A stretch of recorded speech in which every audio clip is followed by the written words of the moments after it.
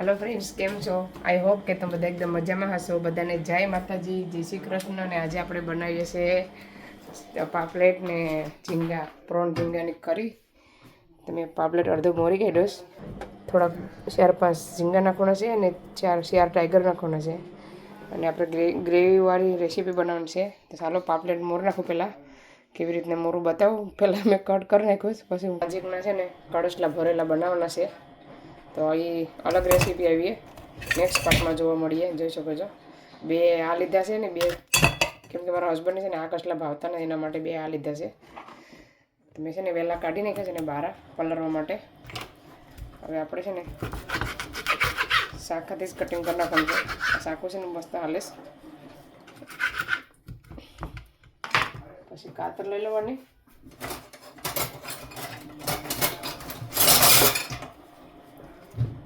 કાતરથી આવી રીતના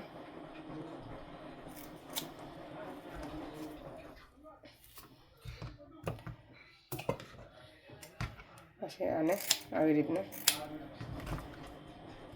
અંદરમાં કલેજી હોય તો રાખવું હોય તો રાખવાની, કલેજી કાઢી લેવાની. નકર બારી સાઈડમાં આવી રીતના પીસ કરવાના છે. પછી આને છે ને આવી રીતના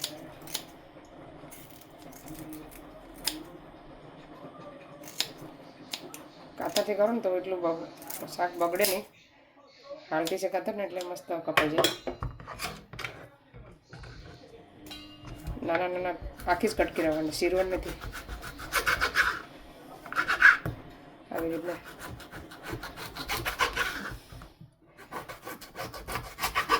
પછી આ વખતે પાપલેટ છે ને નાની સાઈઝના મસ્ત છે. આ થોડુંક ડોકું છે ને કાપી નાખવાનું. પછી આવી રીતના આખું પણ રાખી શકો. અમે છે ને આમ સીરી રાખીએ.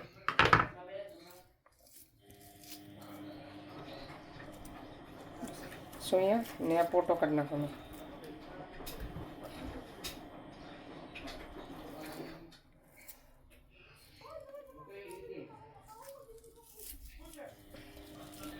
ચાલો આપણે હવે ખારવી નાખીએ ધોઈને 1-2 પાણીએ.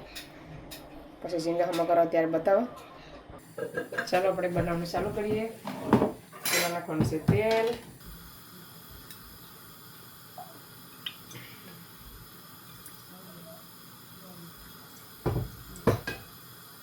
ચાલો આપણે નાખવાનું છે લસણ, ચોપ કરેલું લસણ.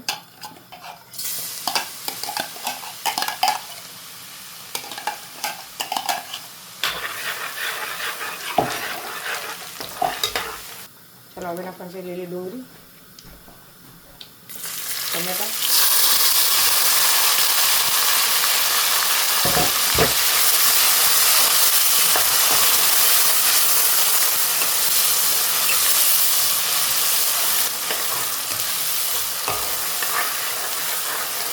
નાખવાનું છે મસાલો,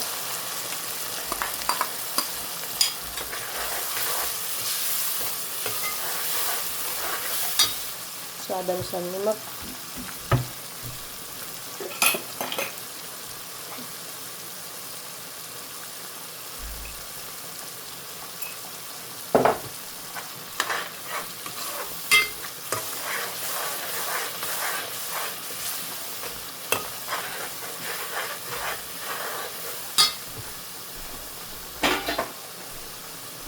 ચાલો મસાલાને કાપવા દેવાનું છે. ચાલો આપણે ઝીંગા અને ટાઈગર ક્લીન કરીએ.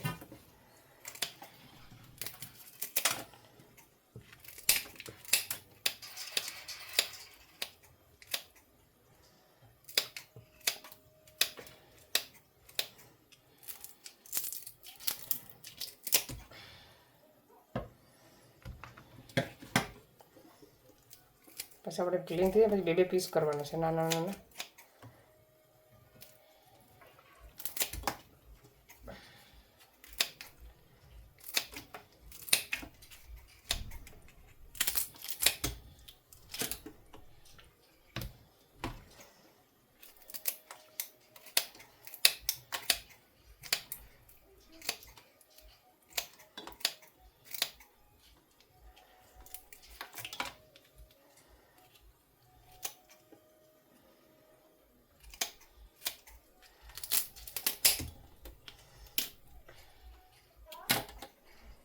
છે ને જરાક પોસો છે ને એટલે નીકળી જાય રાંધવામાં પાછું નીકળી જાય ડોકું.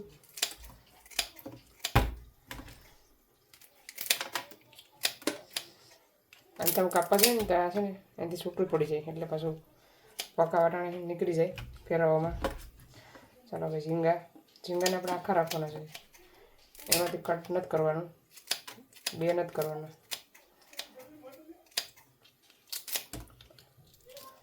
આવી રીતના છે ને આવી રીતના ખેંચવાનું. આમાં આખી માટીને એમ નીકળી જાય અને કાઢી નાખવાની. પછી આને લઈ લેવાના થાળીમાં.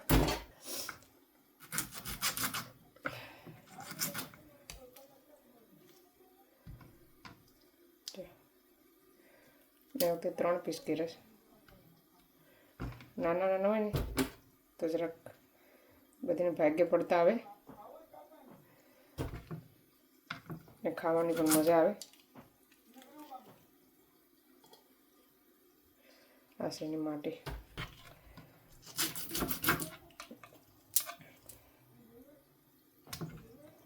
જો આમાં કેટલી બધી છે.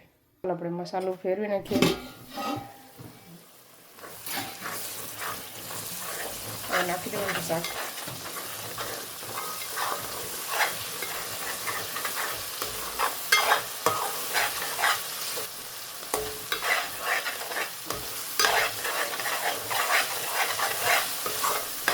નાખી દેવાનું છે શાક.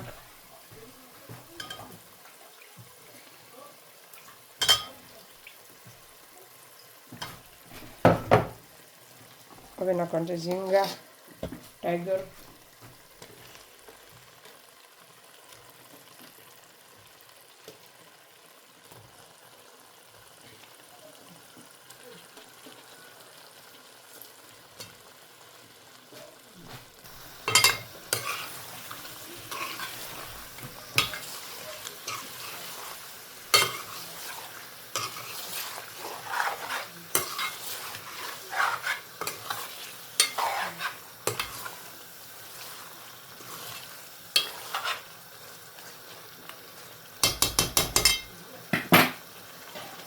મસાલામાં પાકવા દેવાનું 2 મિનિટ સુધી. ચાલો પાણી નાખી દઈએ.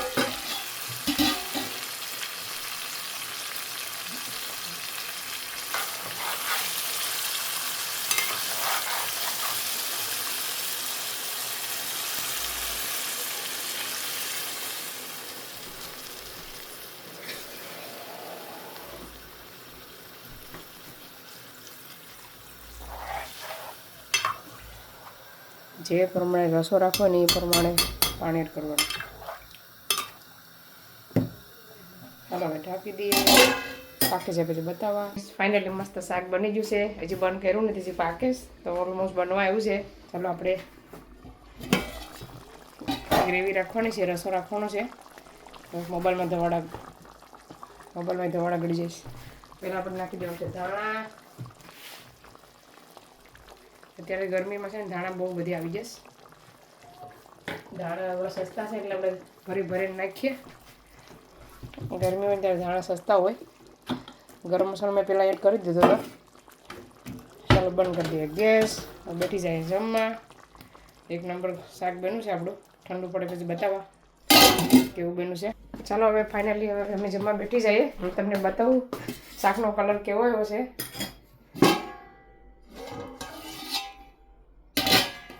જોઈ શકો છો એકદમ મસ્ત આવ્યો છે કલર.